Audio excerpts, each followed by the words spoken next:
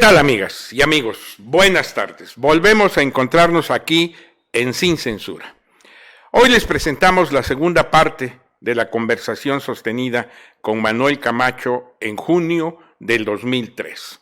En ella, ya habiendo transitado a la izquierda formal, siempre él se asumió y se asume, y en esa conversación lo comentamos, como una personalidad democrática de izquierda, pero bueno, entonces ya militaba, ya tenía un cargo, ya era senador de la República por la izquierda formal.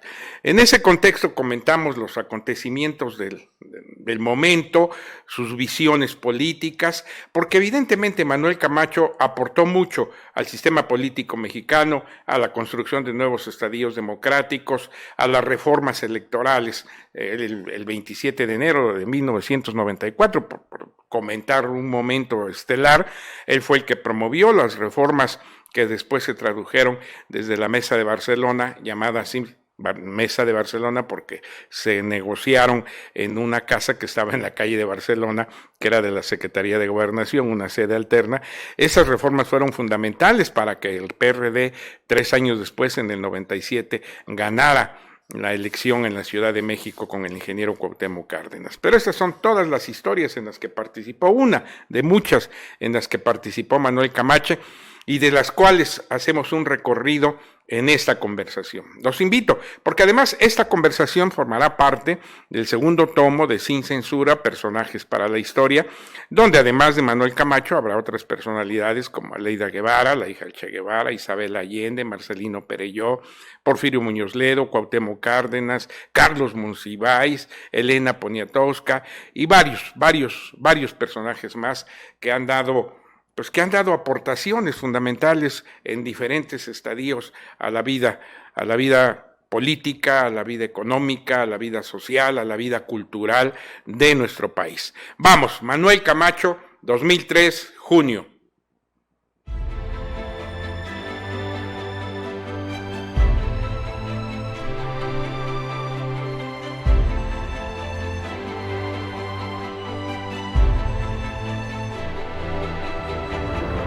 Amigos, después de este receso semanal, volvemos a encontrarnos aquí en Sin Censura y continuamos charlando con el licenciado Manuel Camacho Solís. Licenciado, pues gracias por aceptar seguir conversando sobre todos estos temas. Manuel Camacho no va en ese barco del oportunismo, porque en muchos sentidos lo fue cuando se van con el PRD algunos otros partidos, que ya hemos visto dónde están. Viene la contienda. Ahora me queda mucho más claro cuando usted habla de la candidatura testimonial, que de alguna manera significaba también un sacrificio, tal vez en lo personal o en lo político, pero que al mismo tiempo marcaba pautas para todo lo que venía. Fue un sacrificio deliberado, porque yo sabía que no tenía ningún espacio para lucirme. Si yo demostraba que yo entendía lo que era la transición o hablaba de la nueva estrategia de desarrollo económico, iba a jalar la atención. Entonces pensé que lo único que tenía que hacer era en ese momento combatir al PRI, porque si no hacía eso, terminaría ayudándole al PRI. Y yo ya no tenía el margen político ni personal, ¿verdad?, para apostar a una situación de esa naturaleza 6 años más. Entonces tomé la decisión de ir en contra del PRI, no por un antiprismo emotivo, ni mucho menos, sino porque había llegado a la conclusión de que esa etapa la teníamos que superar. Es decir, de que si no había la posibilidad de que el PRI perdiera, la descomposición de las instituciones sería imparable. Pero tampoco me sumé a Fox. A eso iba yo. Tampoco se fue con Fox. Que hubiera sido pues, lo más cómodo. Ya se sabía que era el candidato que estaba captando los votos. Bueno, hubo intentos de que así ocurriera, era lo lógico. ¿Lo invitaron? Sí, me invitaron. Era lo lógico, pero pues con toda franqueza, después de lo que yo había visto en las negociaciones de la alianza, me di cuenta de que no iba a ser lo que yo pensaba que se necesitaba y que no iba a estar a la altura de esta circunstancia. Entonces, bueno, que ayude a ganar, pero tampoco me voy a sumar a un proyecto que no creo que vaya a terminar como me gustaría que terminara.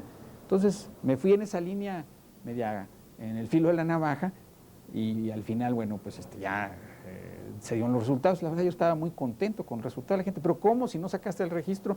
Pues es que mi objeto no era el registro, mi objeto era hacer el cambio, lograr la alternancia, ya se logró. Ahora veremos en dónde termine esto. Yo dije, bueno, si hacen la transición, bueno, pues ya puse lo que a mí correspondía, pues ya serán otros los que armen la reforma de las instituciones, y si lo hacen bien, pues entonces me puedo dedicar a lo que se me pega la gana después. Si no lo hacen bien, voy a regresar a la política. Yo creo que si lo hubieran hecho bien no estaría de nuevo. Es lo que iba a decirle, entonces no lo hicieron bien, o por lo menos no lo han hecho bien, y ese es, ya estamos en el momento más actual. Gana Fox la elección, genera expectativas, porque generó expectativas, pero desde las primeras decisiones como que empezaron a ver ahí resquicios de que no había muchas intenciones para empezar a hacer la reforma del Estado. Desde el principio se vio que la estrategia no iba a dar resultado. Yo digo que se cometieron 3 errores básicos. Primer error se vio cuando el nombramiento del gabinete, cuando esto de los buscadores de talentos era una insensatez, pensar que se arma un gobierno contratando empresarios para que le digan uno quién va a ir a los puestos de la administración, pues en todo caso le van a decir qué intereses representa cada uno de los que propone. Claro. Ahí se perdió mucho tiempo con estas coordinaciones, un esquema que no tenía nada que ver con el manejo de un gobierno y menos con una situación como la que vivía el... Muy gerencial, ¿no? Pero chafo, ¿no? Sí. Chafo, porque ni siquiera se arma una empresa así. Segundo gran error fue no tener un plan para los primeros 100 días. Era, vamos, lógico, la gente estaba entusiasmada, muchos queríamos ayudar a que esto funcionara, hubiéramos puesto lo que nos hubieran pedido. Pero en vez de eso, se van de viaje, se distraen con puras cosas que no valían la pena, no tienen un esquema de prioridades. Entonces ese capital político lo desaprovechan. Y el tercer gran error fue el no ver con objetividad la situación de la economía. O sea, nunca quiso reconocer el presidente que no iba a ser posible un crecimiento rápido. Pensó que todo dependía de él, de la confianza de los inversionistas en él. No, había una situación económica que se veía no en diciembre de 2000, sino desde mayo ya era claro que la economía de los Estados Unidos no iba a crecer, que íbamos a una situación de recesión mundial, y esa falta de objetividad también distrajo, confundió y provocó muchas reacciones que terminaron debilitando al gobierno. Y que se dieron bandazos no solamente en ese tema, ¿no? Porque, bueno, en política exterior, por ejemplo, usted... Ya ni para qué agregar. Ha sido lo que estamos viviendo ahora. Un día dicen que no se vende Pemex y luego una semana después dicen que sí hay que vender Pemex, que hay que acabar con los monopolios de Estado, con inversiones privadas tanto nacionales como extranjeras en la energía. Entonces, bueno, pues esto a lo único que lleva es a debilitar a una administración y además a generar expectativas falsas en mucha gente que al final quedan enojadas, es decir, se queda mal con los inversionistas extranjeros, con quienes tienen una posición patriótica dentro del país, con las fuerzas políticas, y para nada. Y bueno, y de otras frivolidades, mejor ya ni las tocamos. Manuel Camacho en este momento, al PRD, candidato a diputado plurinominal, sin duda va a tener un espacio y un papel importante en la Cámara. ¿Cómo se da esta circunstancia? Es decir, yo entiendo que es un proceso que se va decantando, pero... Cuando vemos que coincide el interés de ellos con mi interés por esta posible candidatura, entonces yo sí dije 2 cosas. Uno, acepto siempre y cuando todos los líderes políticos, los líderes de las principales corrientes políticas estén de acuerdo, porque yo no quiero entrar ahí a una disputa interna. Claro. Entonces, cuando el ingeniero Cárdenas dice, aquí está mi apoyo, cuando lo mismo hace Rosario Robles, Andrés Manuel López Obrador y los demás, Jesús, Ortega, Martí, bueno, dije, adelante. Pero además para ir a hacer una tarea política, no para defender una plataforma en abstracto. Entonces yo les propuse que me concentraría en 3 temas y que si ellos estaban de acuerdo en esa agenda, pues entonces con ese apoyo, no solo aceptaba, sino que yo era el que tenía ganas de hacer esa tarea. Y entonces fue muy, muy fácil, muy natural. Digamos, esta imagen de confrontación y de violencia, pues fue una táctica deliberada del propio gobierno para que el PRD no creciera, para que no tuviera más adeptos, Entonces andaban casi persiguiendo a Cuauhtémoc Cárdenas con los micrófonos y las cámaras, nunca lo sacaban en la televisión, más que el día que tenía un gesto de enojo. Entonces todo esto fue una creación política deliberada, y eso contribuyó a reforzar una imagen. Además, pues sí podía haber enojo, porque había habido muchos actos arbitrarios en contra de la organización. Entonces, claro, si alguien lo avientan de esta mesa, pues esa persona no va a aplaudir. Claro. En ese contexto, licenciado, ya en la Cámara, se advierte que ningún partido nuevamente va a tener la mayoría. Por lo menos, bueno, aquí no hay nada escrito, no se pueden hacer premoniciones de una realidad que no hemos visto, menos en política, pero se advierte que hacia ahí se puede orientar el sentido del voto. ¿Seguirá esta complejidad entonces para la búsqueda de consensos, de acuerdo? La aportación de Manuel Camacho. Si hubiera una mayoría absoluta, si alguien saca el 43%, no va a haber una sola reforma en el país. Porque si la saca el PAN va a querer imponer su reforma y se les va a caer en el Senado. Si la saca el PRI, van a pensar que van a ganar la presidencia en el 2006 con toda seguridad, entonces no tendrán interés en reformar nada. En cambio, el que no exista esta mayoría abre una oportunidad un poco mayor.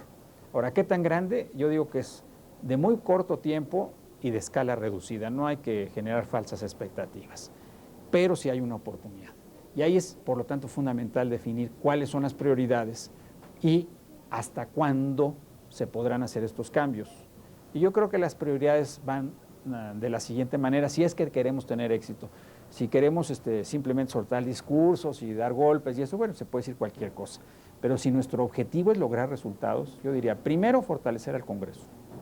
Es decir, todo lo que prestigie a la Cámara, le dé facultades y fortalezca su imagen ante la opinión pública y los ciudadanos, eso es fundamental para todos los demás. Tenemos que empezar por nosotros mismos. Es decir, trabajar todo el año y no nada más 5 meses. Comprometernos mediante una ley a que nadie va a estar metido en negocios ni en gestiones a favor de intereses privados en contra del Estado. Acabar con la congeladora de las comisiones.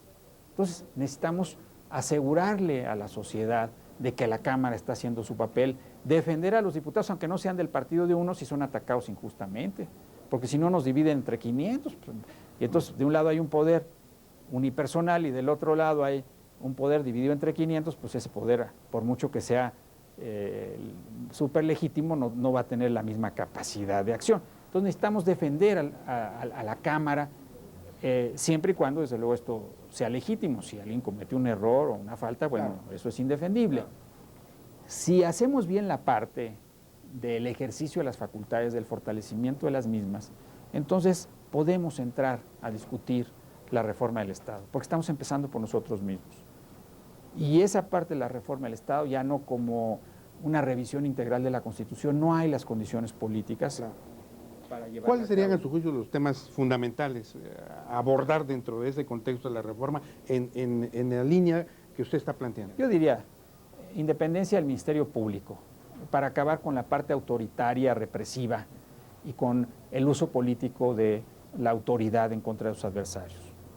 Segundo, el reequilibramiento de facultades para que se puedan formar mayorías y a la vez para que con esa mayoría no se desequilibre la relación entre los poderes, sino al revés, se fortalezca, pero que haya eficiencia en la toma de las decisiones. Tercero, limpiar muchísimo la política de los excesos del PMC y del amigos de Fox, con una reducción radical en el financiamiento y con un control mucho más extenso de los financiamientos de las campañas políticas y de los partidos. Arreglar el sistema electoral para quitar ya los controles que se hicieron para proteger al partido hegemónico y avanzar en otros temas como pueden ser esquemas de participación directa, como puede ser el control de la publicidad para que no haya un ejercicio discrecional de la propaganda por parte del gobierno. Pero me parece que el eje es reformar la naturaleza represiva del Estado, ¿verdad?, para resolver todo lo que viene desde el 68, reequilibrar los poderes para poder tener mayorías y un gobierno que funcione y terminar de limpiar la política de los vicios que seguimos acarreando. Oiga, ¿verdad que usted no había sido diputado, verdad? No por falta de ganas, ¿eh? No por falta de ganas. Así que ya le toca, ya le tocaba. Ya me tocó y estoy muy contento. Y ahí está, ¿no? Si lo veo muy activo. Un corte brevísimo y ya regresamos para terminar ya no quitarle más tiempo. Gracias.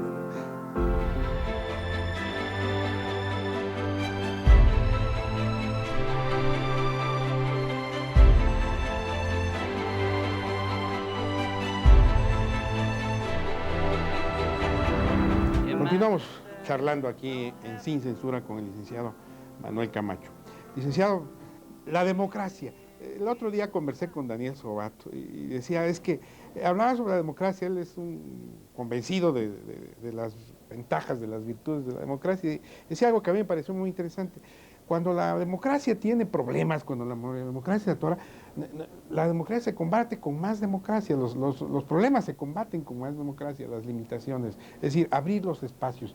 Y en esas condiciones, ¿cuáles son a su juicio los aspectos que considera usted ya en un marco general le hacen falta a nuestra democracia mexicana, a nuestra transición o para consolidar una verdadera transición? ¿Qué es lo que hace? Yo ya lo inscribiría en una especie de horizonte más largo, es decir, por una parte está el cambio político con las reformas urgentes de las que yo hablé, que no solo es que haya más democracia, sino que haya un ejercicio serio y eficaz de las tareas y las responsabilidades públicas a partir de un sistema de 3 fuerzas políticas, de 3, 4 fuerzas políticas, que es la realidad mexicana. Entonces, como eso no es sencillo, hay que rediseñar pues, las principales relaciones y equilibrios entre los poderes públicos. Ahora, esto no lo podemos desligar de la parte económica. No lleva el cambio político a un arreglo de la economía. O sea, la economía necesita su propia estrategia de desarrollo. Y es algo que no podemos estar discutiendo al infinito o que no tenemos por qué esperar 5 o 10 años más para ver qué es lo que se tiene que corregir, porque el país ya ha sufrido de estancamiento durante muchos años. Entonces, ahí hay una tarea enorme de reflexión, de acuerdo político y de también reequilibramiento de la estrategia de desarrollo para asegurar un crecimiento sostenido y para que los beneficios sociales del mismo, ahora sí que lleguen a sectores cada vez más amplios de la sociedad.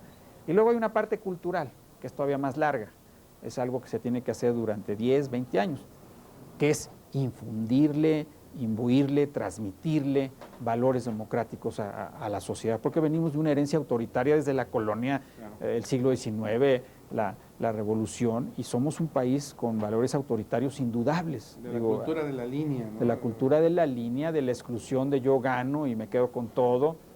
Entonces todo eso hay que irlo cambiando y esto es una tarea de la cultura, de los medios de comunicación, de la formación cívica de los niños y de los jóvenes, pero creo que es indispensable. Entonces, si se arregla la parte constitucional de la política, si la estrategia de desarrollo se refuerza con la introducción de México a los temas nuevos del conocimiento, de la ciencia, de mejorar las condiciones institucionales y la productividad de la economía, y si esto también se acompaña de un cambio cultural, pues en 20 años tendremos un país que funcione mucho mejor que el que tenemos hoy.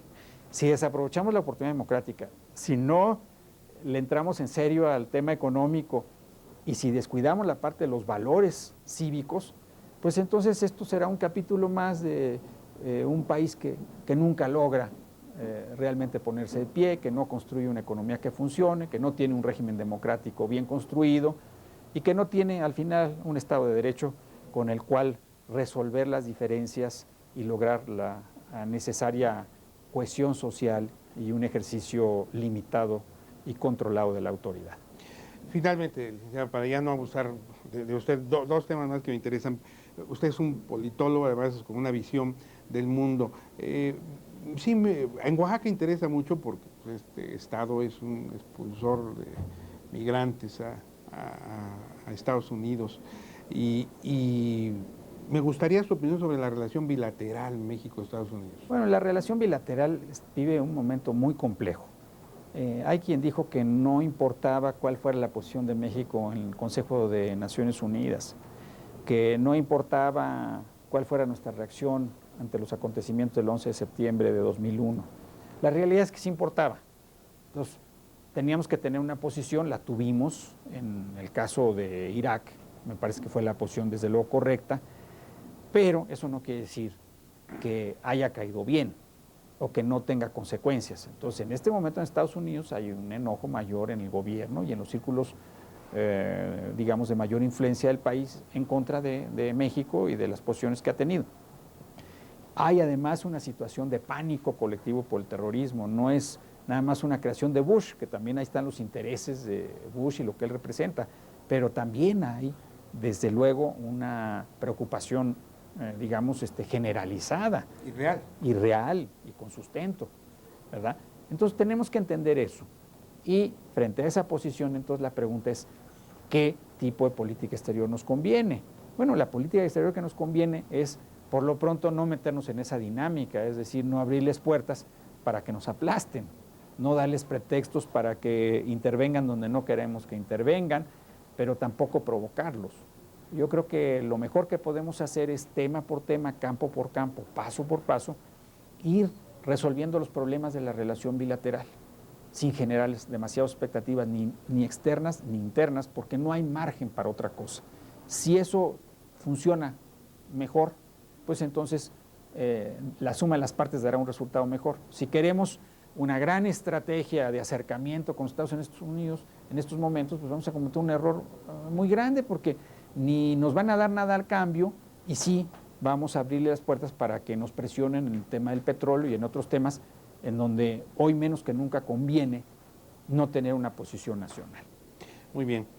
Y bueno, finalmente, primero le agradezco todos estos conceptos, ha sido sumamente interesante, y si me permite, porque bueno, también es parte a veces de las conversaciones de carácter político, un poquito especular sobre el futuro del país, porque bueno, además Vicente Fox, cuando anunció que iba por la presidencia, pues pocos lo tomaron muy en serio. Empezó 5 años antes, estaba de gobernador, y de alguna forma en este momento ya hay especulaciones, están planteadas algunas cosas. ¿Cómo ve usted este tema? Vamos aquí a especular un poquito, yo sé que a lo mejor no es el momento, pero sí me gustaría conocer su opinión. Con mucho gusto. Yo diría que aquí se aplica lo mismo que en las guerras. Es decir, hay generales que se preparan para la guerra que ya pasó. Los franceses en la Primera Guerra Mundial se prepararon para una guerra ofensiva. Cuando se descubrieron las trincheras y las ametralladoras, entonces sufrieron unas bajas gigantescas. Perdieron la guerra, en ese sentido, por una estrategia inadecuada. Y entonces pensaron que lo que convenía en la siguiente guerra era tener una estrategia defensiva, ¿verdad? Pero entonces se descubrieron los tanques y la fuerza aérea, y entonces la línea Maginot pues duró unos días. No. Y pues los alemanes invadieron el país y los derrotaron porque se equivocaron en la estrategia. Entonces hay muchos que creen que repetir la estrategia de Fox es lo que va a dar el triunfo en 2006. Yo digo que son generales que ya se sabe desde ahora que van a ser derrotados. Es decir, en dos sentidos no va a funcionar. No se puede ganar nada más con pura publicidad, sin sustancia. Eso ya la opinión pública lo sabrá descartar. Y por otro lado, no se pueden armar candidaturas a la ligera anticipadas, porque el riesgo de fracaso se vuelve enorme. Yo creo que lo que va a funcionar en el futuro es lo contrario. Es decir, quien logre armonizar más intereses, sumar más gente de calidad y definir un proyecto, será un candidato mucho más fuerte que quien no lo haga. Y por lo tanto, lo primero que hay que hacer es evitar el golpeteo de candidaturas al interior de los partidos. Ya se quiere hablar de que ya López Obrador ya es candidato. Bueno, sí, tiene una gran popularidad, pero es un asunto que tiene que resolver el PRD y donde hay consideraciones fundamentales que se tienen que hacer a figuras con un peso enorme, como el ingeniero Cárdenas y como muchos otros líderes políticos que han demostrado que tienen talento. En el caso del PAN, bueno, hay gente con influencia indudable, como el secretario de Gobernación, que juega y ocupa una posición. En el caso del PRI, bueno, pues Madrazo ha logrado quedarse ya prácticamente con una candidatura, pero el juego anticipado, personalista, sin proyecto y de confrontación con todos, es la estrategia de los generales que van a perder el 2006. yo no me quiero sumar a esas estrategias. Muy bien, licenciado. Pues le agradezco mucho. Algo que quisiera usted agregar para nuestro auditorio de Oaxaca.